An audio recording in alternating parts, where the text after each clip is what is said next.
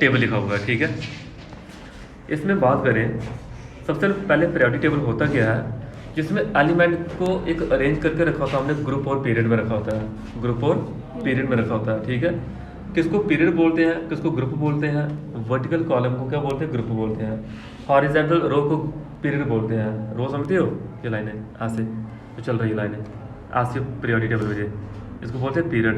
जो इस तरह से होता है उनको बोलते हैं ग्रुप। जो एलिमेंट मैंने आपको याद भी करवाए हुए हैं। लेवॉइजर की क्लासिफिकेशन क्या थी, इसने क्या किया था, एलिमेंट को दो पार्ट में डिवाइड किया था, मेटल और नॉन मेटल में। इसने कहा था मेटल हार्ड होते हैं, मैलेबल होते हैं, लचर होते हैं, non metal soft, brittle, non malleable, non लचर होते हैं। 10th क्लास में सब कुछ पढ़ के आए हो आप, कुछ बताने वाला है नहीं कि मैलेबल का मतलब क्या है, लचर का मतलब क्या है, कुछ भी पूछना तो पूछ सकते हो। 10th क्लास में पढ़ा हुआ सारा हमने प्रॉपर्टी में रट के रखा हुआ है। वट इसकी लिमिटेशन क्या थी, इसने कहा मरकरी एक लचरस होता है, यानी शाइन करता है, लेकिन वो ना ही हार्ड होता है ना ही मैलेबल होता है। फेल हो गया ये बताने के लिए, क्या ना ही हार्ड होता है ना ही मैलेबल की प्रॉपर्टी शो करता है।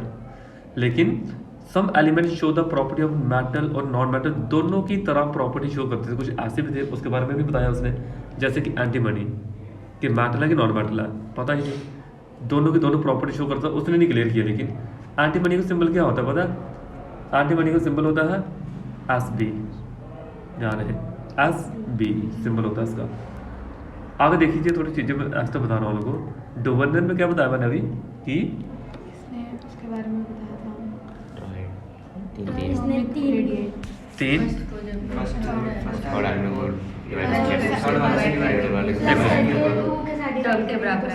इसने क्या बताया, इसने बताया पहले और तीसरे एलिमेंट के एटॉमिक मास को प्लस करेगा ना, उसका आंसर मिडल वाले के बराबर आएगा, ठीक है। किसके बराबर आएगा, मिडल वाले।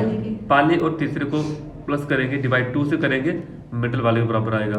पहला और तीसरा मिडल वाले के बराबर आएगा। कोई एक एग्जाम्पल कर लेनी है आपने, जे इसने कहा था, क्या बोला भाई मैंने, जो फर्स्ट और थर्ड एलिमेंट को प्लस करके डिवाइड करेंगे 2 के साथ और मिडल वाले के बराबर आएगा। फर्स्ट और थर्ड एलिमेंट के एटॉमिक मास को, एटॉमिक मास को, जी जरूर बोलना है।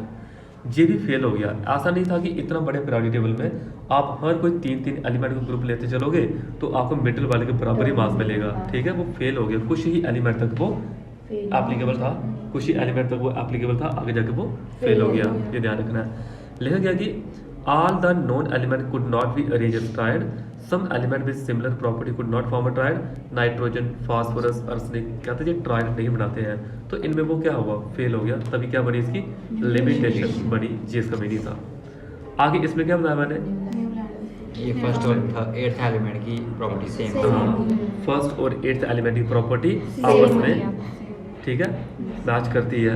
1865 में ही arrange element in increasing order of their atomic mass, लिखना पड़ता है स्टेटमेंट है क्या, उसने एलिमेंट को इस तरह से अरेंज किया एटॉमिक मास के बेस पे, ना कि एटॉमिक नंबर के बेस पे, और कहा कि every 8th element had property similar to first element, कि जो 8th एलिमेंट होगा उसकी प्रॉपर्टी किससे मैच होगी, 8th वाले के साथ, 8th वाली प्रॉपर्टी पहले वाले से मैच होगी। पहले वाली 8th बोलो या 8th फर्स्ट बोलो, लिखा हुआ वहाँ पे देख लीजिए, बताया मैंने आपको।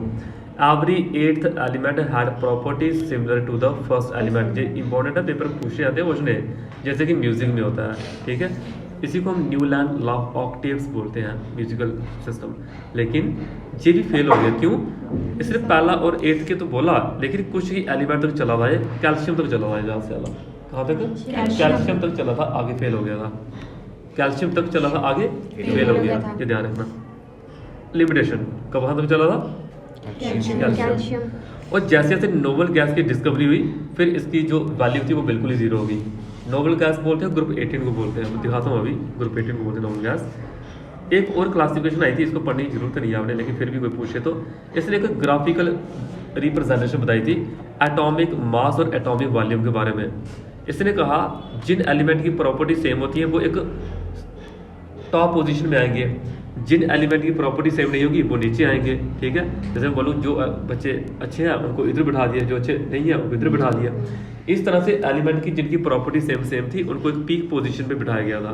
ये था लॉथरमेयर का ग्राफ, दिखाता हूँ, ये देखो, लिथियम की, सोडियम की, पोटेशियम की, रुबिडियम की, कैल्शियम की, इनकी प्रॉपर्टी कुछ मिलती होती थी, तब इनको टॉप पे रखा हुआ है। जिनकी प्रॉपर्टी मैच करती थी उनको नीचे रखा हुआ कुछ एलिमेंट को, कुछ सेंटर में रखा हुआ है ग्राफ में। कहता है अल्कली मेटल ली ना करप्टस ये होते हैं जो पीक पोजीशन को वही करते थे, यानी कि इनकी प्रॉपर्टी अलग थी तभी इनको अल्कली मेटल बोला। अल्कली अर्थ मेटल बोलते हैं दीमक का सरबा का इसको। इनको डिसेंडिंग पोजीशन में रखा। कुछ मेटलाइट थे उनको एक बॉटम के कर में रखा, ठीक है, सेंटर में बोल सकते हो। कुछ हैलोजन थे, हैलोजन बोलते हैं ग्रुप 17 को बोलते हैं हैलोजन ग्रुप 17। इसमें था fluorine chlorine bromine iodine, fluorine chlorine bromine iodine. इनको भी एक असेंडिंग पोजीशन में रखा। इसमें सिर्फ एलिमेंट को कौन कौन सी पोजीशन में रखा ये बताया गया इसमें। जिन एलिमेंट की पोजीशन सेम होगी उसको टॉप में रखना, ठीक है। ये नहीं होगी जैसे सपोज 12th के बच्चे 11th के बच्चे 12th के बच्चे 11th के बच्चे 12th के बच्चे 11th के बच्चे 12th वाले सारे ऊपर आए, 12th वाले क्या आए सारे ऊपर आए, ये मीनिंग है इसका। आगे इसका कंक्लूजन क्या था, इसने कहा फिजिकल प्रॉपर्टीज जो एलिमेंट की होती है, प्रायोरिटी फंक्शन होती है एटॉमिक वेट का। ये कहा था इसका कंक्लूजन में, किसका फंक्शन होती है वो एटॉमिक नंबर का नहीं बोलना है, एटॉमिक वेट बोलना है। लेकिन इनकी पोजीशन को याद करना बड़ा मुश्किल था। जब इनकी पोजीशन को याद करना बड़ा मुश्किल था फिर कौन आया, मेंडलीव आया। जब मेंडलीव आया, मेंडलीव ने क्या कहा था, क्या लिखवाया आपको मैंने भी, उनका एटॉमिक मास। मास। एक बार अगर याद किया तो आपको पूरी स्टेटमेंट याद हो जाएगी। इसने कहा था फिजिकल और केमिकल प्रॉपर्टीज जो एलिमेंट की होती है वो प्रायोरिटी फंक्शन होती है एटॉमिक मास का, एटॉमिक मास का, ठीक है भाई, एटॉमिक वेट लिखा हुआ है। और इसके अकॉर्डिंग हम बोला गया कि यही अरेंज 63 नॉन एलिमेंट को इसने अरेंज करके रखा, जिसमें 7 पीरियड थे, उनको हॉरिजॉन्टल रो बोलते हैं। क्या है 7 पीरियड थे, याद ध्यान सुनना भाई, 7 पीरियड थे, हॉरिजॉन्टल रो बोलते हैं। 8 ग्रुप थे, उनको क्या कॉलम बोलते हैं, ठीक है। एटॉमिक वेट पर याद रखो, 7 और 8 याद रखो, ठीक है। 7 पीरियड थे, 8 क्या थे, ग्रुप थे। बताओ भाई क्या बताया मैंने, आप बताओ क्या बताया मैंने अभी। इसमें 7 पीरियड्स थे और 8 ग्रुप थे। कितने एलिमेंट थे इसके अकॉर्डिंग, कितने एलिमेंट को अरेंज किया, 36 थे। देखो ध्यान, हाँ ध्यान नहीं दे रही है क्या, 63 एलिमेंट। आज के टाइम 118 से ज़्यादा एलिमेंट डिस्कवर हो चुके हैं, मोर देन 118 एलिमेंट से ज़्यादा एलिमेंट डिस्कवर हो चुके हैं, साइंटिस्ट लगे हुए हैं। देखो इसने जब एक पीरियोडिक टेबल दिया, इसने कुछ चीज़ें खाली रख दी, ठीक है, ताकि और साइंटिस्ट आए उन एलिमेंट को डिस्कवर करें और जहाँ रखें। क्या रखा था, ब्लैंक स्पेसेस रखी गई थी उसने, किसने, मेंडलीव ने। इसने क्या था, इसके मेरिट को पूछे, मेरिट क्या है इसके, इसने एक सिस्टमैटिक स्टडी की थोड़ी एलिमेंट की, इसने गैप रख दिया, ठीक है, ताकि और साइंटिस्ट आए उन एलिमेंट को डिस्कवर करें और रखें। तो इसमें कुछ एलिमेंट को तो नाम ही दिए थे, एक का बोरान, एक का सिलिकॉन, एक का एल्यूमिनियम, एक का मैग्नीज। कहा इसमें क्या कहा कि ये एलिमेंट एक का बोरान की तरह कौन है, स्कैंडियम है, जर्मनी है, एल्यूमिनियम की तरह गैलियम है, टेक्नीशियम है, कुछ इस तरह से एलिमेंट ये बात की थी इसने। और इससे करेक्ट फुल, यानी कि क्या मीनिंग है इसका, जो एटॉमिक वेट जिन एलिमेंट का ठीक नहीं था उनको करेक्ट किया, जिन एलिमेंट का एटॉमिक वेट ठीक नहीं था उनको क्या किया, करेक्ट किया, यानी करेक्शन की उसने। जैसे फॉर एग्जाम्पल बोलूँ भाई आपकी हाइट छोटी है, आप जहाँ पे आओ, इसकी हाइट ज़्यादा, आप जहाँ पे आओ, आपको करेक्ट कर लिया मैंने।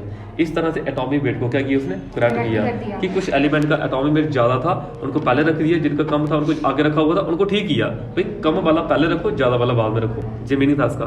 बोलिए पॉइंट क्लियर हुआ। इसने और करेक्शन यूरेनियम में, बेरिलियम में, इंडियम में, गोल्ड में, प्लैटिनम में, इनमें भी एटॉमिक वेट इनका भी करेक्ट किया इसने, इनका भी एटॉमिक वेट। अगर फेल हो गए, जैसे आप खुद बता रहे थे अभी, इसने हाइड्रोजन की पोजीशन के बारे में कोई भी नहीं बताया कि एक हाइड्रोजन की पोजीशन पहले नंबर पे क्यों है, यूनिक पोजीशन हाइड्रोजन की पीरियोडिक टेबल में है वो क्यों है, इसके बारे में इन्होंने कुछ नहीं बताया। आपको चैप्टर भी है हाइड्रोजन, वहाँ पढ़ोगे अच्छी तरह से।